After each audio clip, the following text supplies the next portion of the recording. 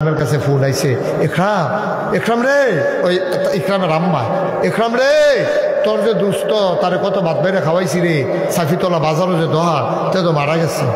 ইকরাম Honda সেটা তাড়াতাড়ি কইরা মোটর সাইকেল লয়ে গেছে, গিয়া দেখাচ্ছে এতে মারা গেছে। জানাজা হইছে, জানাজা টানাজা দিয়া ইকরামের মনটা খুব খারাপ। একলগে চলছি, একলগে খেলছি, একলগে পড়ছি, তো এই বয়সে গেল গারে। আল্লাহ তারে ডাক দিছে, আমারে ডাক দিছে না, ডাক দিলে তো আমিও গেলাম গোল। ইকরামের বউয়ের সন্ধ্যার পরে বাদ আসর জানাজা হইছে, মাগরিবের পরে ইকরামে ঘর গেছে। পরে ইকরামের বউয়ে কইতেছে নেন দুগলা খাইয়ালন। ইকরামের সোহের ফানি ছেড়ে দিছে না, আজ আর খানা হইতো না, মনটা খুব খারাপ, দুস্তে লগের দুস্তে গেছে গা। কুম্বালা জানে আমার ডা খাইয়া পরে ইকরামের মনটা খুব খারাপ। ইকরামে আর খাইছে না, ইকরামে না খাইয়া শুয়ে রইছে। রাত্রে স্বপ্নে দেখে ইকরামের যে দুস্থ হেতে এত ধরে বইয়া রইছে।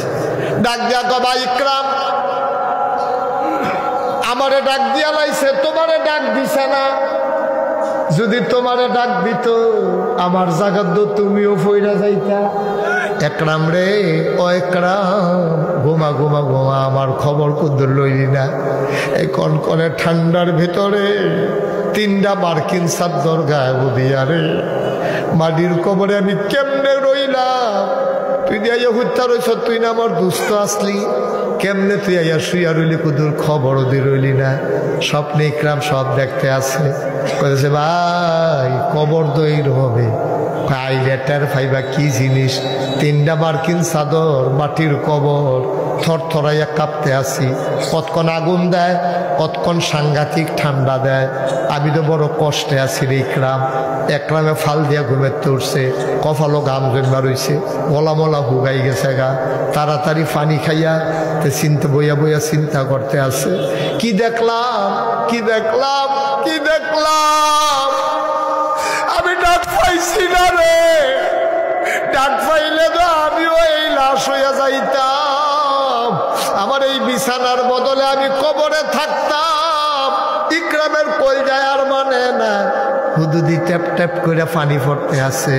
অজু কইরা গিয়া ইকরামের নামাজও খেরুইছে, তাহাজ্জুদ খেরুইয়া সাজদাত গিয়া ইকরামের গাল বাইয়া বাইয়া পানি পড়ে। কি আর নামাজ, খালি কান্দে আর কান্দে। আবার আল্লাহরে ডাক দিয়া কয়, আল্লাহ আল্লাহ,